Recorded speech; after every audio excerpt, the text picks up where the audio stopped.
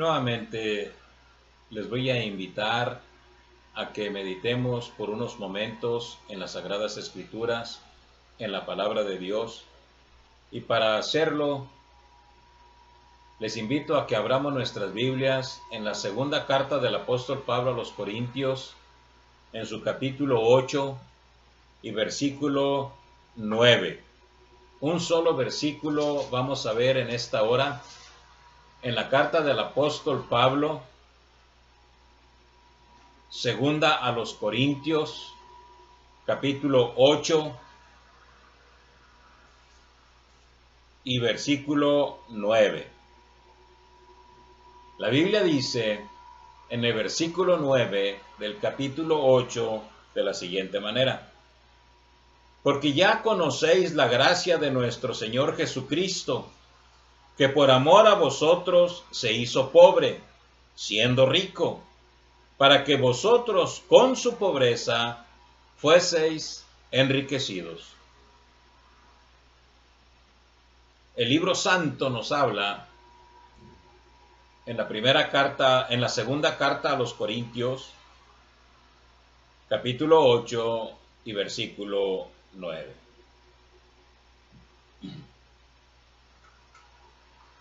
Me llama poderosamente la atención el hecho de que la iglesia de los Corintios, a pesar de ser una iglesia fundada por el apóstol Pablo, era una iglesia que creo que, como ninguna otra iglesia, le causó tantos problemas. Eran tantos los problemas que la iglesia levantaba en contra del apóstol Pablo, que incluso dudaba como apóstol. Y llegó un momento en que incluso le pidieron cartas de recomendación, o sea, aparentemente de los demás apóstoles. Era una iglesia, si nosotros la leemos las cartas del apóstol Pablo, veremos nosotros que era una iglesia tan bendecida con tantos dones, pero al mismo tiempo era una iglesia tan problemática que incluso el apóstol Pablo les escribió una carta dura y fuerte que, como nosotros sabemos, se perdió. Es decir, aparte de las cartas que nosotros tenemos aquí, la primera y la segunda, hubo una carta que el apóstol Pablo les escribió a causa de los problemas tan grandes que tenían, y los amonestó tan fuertemente que incluso él sintió en su corazón el hecho de que les había hablado de una manera áspera y fuerte. Lamentablemente, esa carta se perdió, o simplemente el hecho fue que el Espíritu Santo no quiso que formase parte del canon del Nuevo Testamento. Al escribirles lo que hoy tenemos como la segunda carta, tal parece que los problemas en muchos aspectos se habían resuelto. El apóstol Pablo les había enviado a Tito para limar asperezas y aparte les había escrito también esta carta. Y como tal parecía que la situación ya estaba un poco más tranquila y calmada, les habla acerca de un apoyo económico para la iglesia de Jerusalén, que estaba atravesando por situaciones verdaderamente terribles y desastrosas económicamente. Ellos se habían propuesto enviarles una ofrenda, pero ya tenían tanto tiempo que habían planeado que en muchos aspectos, podemos decirlo así, era una iglesia que hablaba mucho, pero hacía poco o nada. Ya les habían prometido que les iban a mandar una ofrenda, pero solamente había quedado en promesas. Entonces, el apóstol Pablo, tomando la ocasión que ahora ya tenía después de haber limado asperezas, les escribe y les recuerda el hecho de que habían prometido un apoyo generoso. Entonces, este capítulo 8 les recuerda precisamente ese apoyo y les envía a Tito para que, como incluso él les dice, cuando vayamos nosotros, no se tome la ofrenda como una obligación o una petición del momento, sino que se tome en un momento dado como algo espontáneo de generosidad de su parte. Y en este capítulo precisamente trata acerca de esa situación. E incluso les habla acerca de los macedonios, de las iglesias que se encontraban en Macedonia y que incluso dentro de su pobreza y más allá de sus fuerzas, ellos habían levantado una ofrenda en apoyo a la iglesia de Jerusalén que estaba sufriendo. Y les dice que tomaran el ejemplo de esas iglesias, que a pesar de su pobreza, ellos enviaron esta ofrenda. Ellos, los corintios, estaban en una situación más halagüeña. Y entonces les dice que así como las iglesias de Macedonia, ellos hicieran lo mismo. Ahora bien, pero no solamente eso. Aparte, les da el gran ejemplo de nuestro Señor Jesucristo, de donde tomamos este versículo.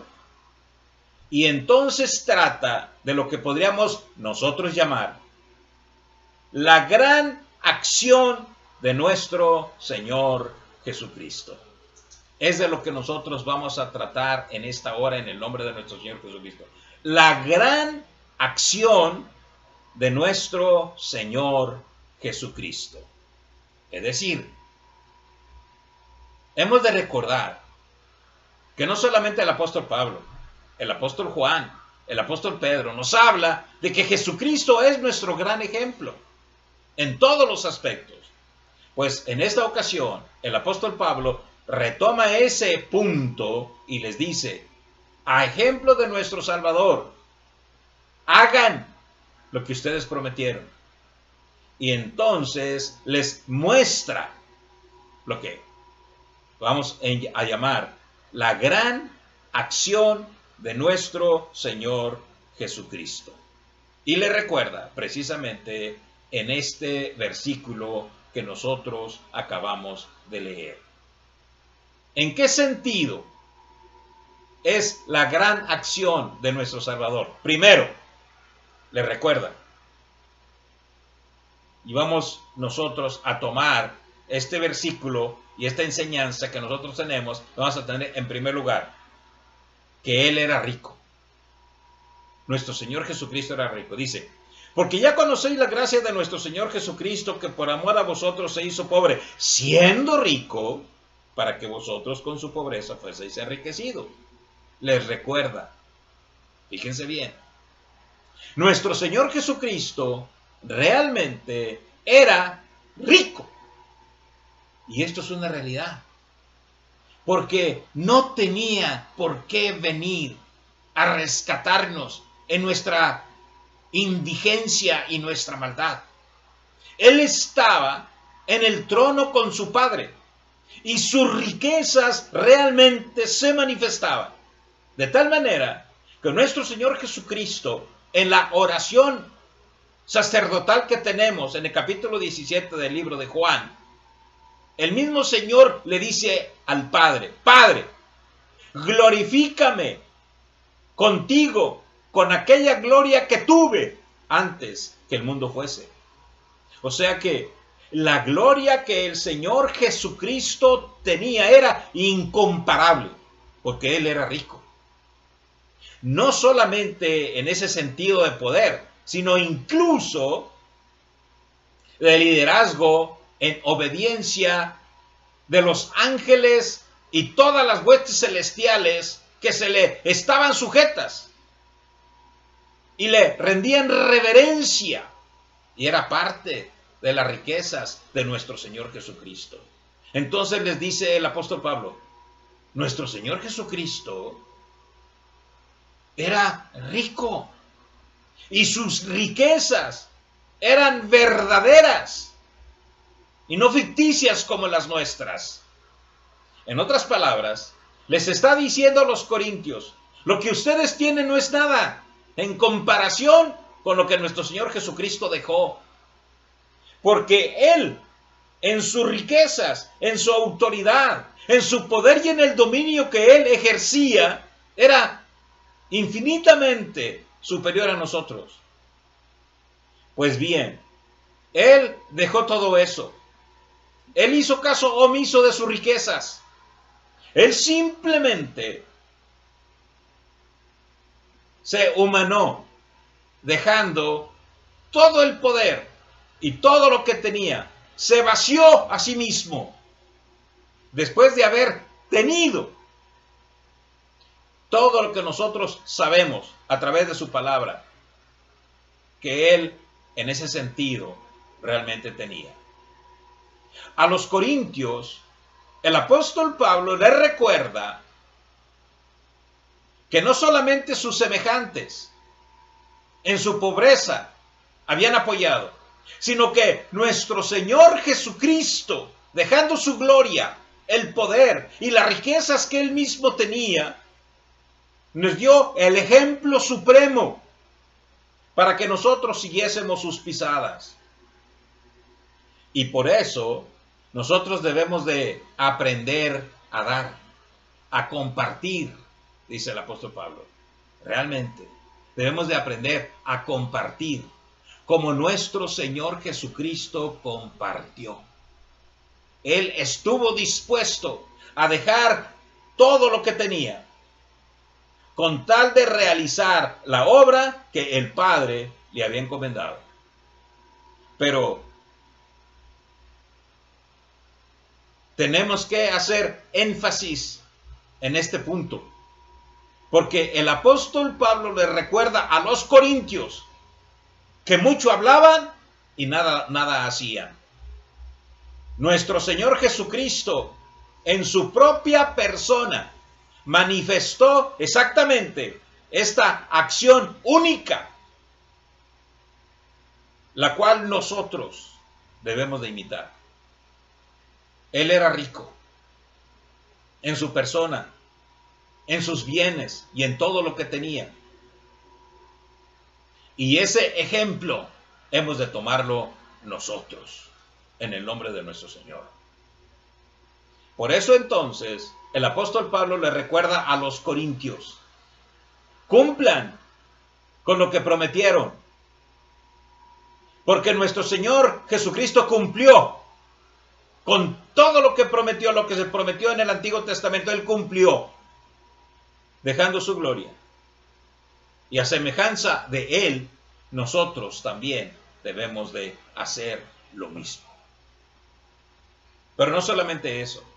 ¿Cuál fue la gran acción de nuestro Señor? Segundo lugar, se hizo pobre. Se hizo pobre. Y vaya ejemplo de pobreza. Nuevamente dice el versículo. Porque ya conocéis la gracia de nuestro Señor Jesucristo, que por amor a vosotros se hizo pobre. Y mis amigos y mis hermanos, un ejemplo de pobreza es nuestro Señor. Pobre en su nacimiento. En su nacimiento. ¿Qué hubo en Él? Que incluso tocaran fanfarrias y cosas de esa naturaleza por haber nacido un varón en el mundo. Nadie. Estaba en un pesebre. Allí nació. Un ejemplo de pobreza en su propio nacimiento. Nació, mis amigos y mis hermanos, como nosotros lo sabemos. Nació en un pesebre. He ahí la encarnación de nuestro Señor. Dejar toda su gloria, su esplendor, la gloria de su poder, y nacer en un pesebre. es un ejemplo de pobreza. Se hizo pobre, pero no solamente en su nacimiento, en toda su vida, en su propia vida.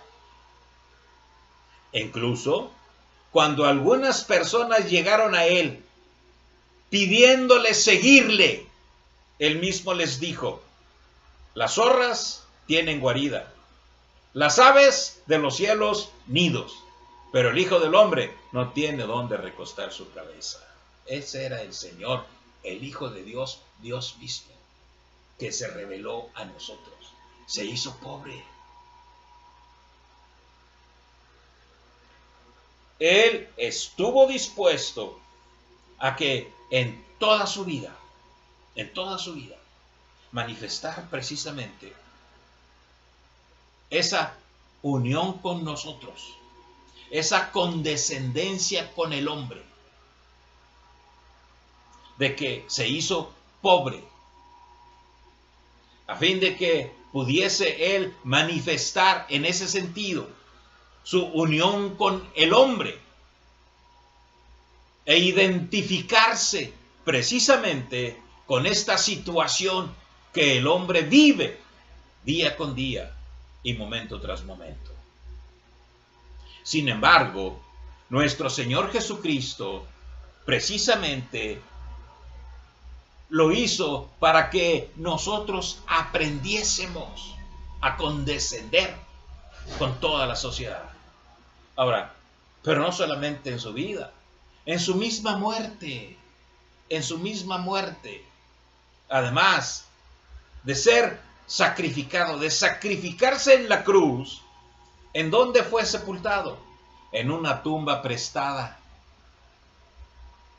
Porque incluso si nuestro Señor Jesucristo no hubiese tenido quien en ese sentido viera por él, como dice la Biblia, José de Arimatea, que era discípulo oculto de él, pidió el cuerpo del Señor. En otras palabras, estaba abandonado el Señor. Estaba abandonado. Si José de Arimatea no se hubiera interesado por Jesús, simplemente hubiera sido tirado en una fosa común, porque tampoco tenía dónde caer muerto y ser sepultado. En una tumba prestada, el Señor Jesús fue enterrado. Y el apóstol Pablo recuerda a los corintios la enseñanza que ya habían recibido, porque dice: porque ya conocéis la gracia de nuestro Señor Jesucristo. Ustedes la conocen, porque Él se los había enseñado. Él se lo había enseñado a la iglesia. Recuerden, era una iglesia fundada por Él, instruida por Él, manejada y dirigida por Él, y aunque estaba a distancia, siempre estaba preocupado por esa iglesia. A pesar de que la iglesia le causaba tantos problemas, no obstante, Él veía por la iglesia, oraba por la iglesia y seguía instruyéndoles a través de cartas para que supiesen que siempre estaba al pendiente de ellos. Bien, pues les dice: nuestro Señor, ya conocen la gracia de nuestro Señor. Se hizo pobre, aún en su muerte. Él manifestó exactamente la pobreza. Ahora bien, ¿y para qué? En tercer lugar, para enriquecernos a nosotros. Para enriquecernos a nosotros. Hizo todo eso con ese propósito. Vean el versículo 9. Porque ya conocéis la gracia de nuestro Señor Jesucristo, que por amor a vosotros se hizo pobre, siendo rico, para que vosotros con su pobreza fueseis enriquecidos. O sea que todo se lo debemos al Señor, y mis amigos y mis hermanos, y eso es cierto. Todo se lo debemos a Dios. Nuestras fuerzas para trabajar, los trabajos que en un momento dado tenemos, cualquier circunstancia en realidad es gracias a nuestro Salvador, gracias a nuestro Dios. Que aunque incluso las personas que no lo conocen, aún a ella las bendice. ¿No acaso dice el Señor Jesucristo que nuestro Padre Celestial hace salir su sol sobre malos y buenos? ¿Hace llover sobre justos e injustos? Todo se lo debemos a Dios. Y lo que tenemos según nosotros, producto de nuestras fuerzas, no es cierto. Es gracias a Dios. Por eso el apóstol Pablo le recuerda, lo que ustedes tienen es gracias a Dios. Y es para que lo compartan. Para que en ese sentido se pueda manifestar el amor de Dios a través de ustedes. Ahora bien, ¿en qué hemos nosotros sido enriquecidos? Simplemente en el perdón de nuestros pecados. Él nos ha perdonado. No hay riqueza mayor que el perdón de nuestros pecados. Por eso cuando aquellos hombres bajaron el paralítico delante del Señor, que abrieron el boquete en aquella casa que nos dice la Biblia, y lo bajaron y lo presentaron delante de él, ¿qué fue lo primero que el Señor Jesús hizo? Le dijo: hijo, tus pecados te son perdonados. Porque, mis amigos y mis hermanos, una conciencia tranquila, un corazón pacífico, nada lo compra más que a través del perdón de nuestro Señor Jesucristo. Para que nosotros realmente tengamos esa paz interior en nuestros corazones, necesitamos el perdón de nuestro Señor Jesucristo. Y eso es un enriquecimiento que nos vino a través de nuestro Salvador. La reconciliación con Dios. Nosotros estábamos peleados con Dios. Mientras no conocemos al Señor, estamos peleados con Dios y no tenemos paz con Dios. Sin embargo, la riqueza de nuestro Señor nos la dio a través de la reconciliación que nosotros tenemos con el Señor. Y la vida eterna. Porque el mismo Señor Jesucristo nos dice: ¿de qué le sirve al hombre si gana todo el mundo y pierde su alma? ¿O qué recompensa dará el hombre por su alma? Y eso es cierto. Pueden tener todas las riquezas del mundo. Pueden ser las personas más afortunadas, como luego se dice, en este mundo. Pero si no tienen vida eterna, mis amigos y mis hermanos, la eternidad después de la muerte es, valga la redundancia, eterna. Es eterna. Y es perdición para siempre. Por eso dijo Jesús: ¿de qué le sirve al hombre si gana todo el mundo y pierde su alma? Y con nosotros, mis amigos y mis hermanos, tenemos vida eterna en Cristo Jesús. Nos enriqueció de esa manera. Tenemos esa esperanza bienaventurada. Y solamente lo podemos tener a través de la acción suprema de nuestro Señor Jesucristo. A quien sea la gloria por los siglos de los siglos. Amén. Que Dios los bendiga.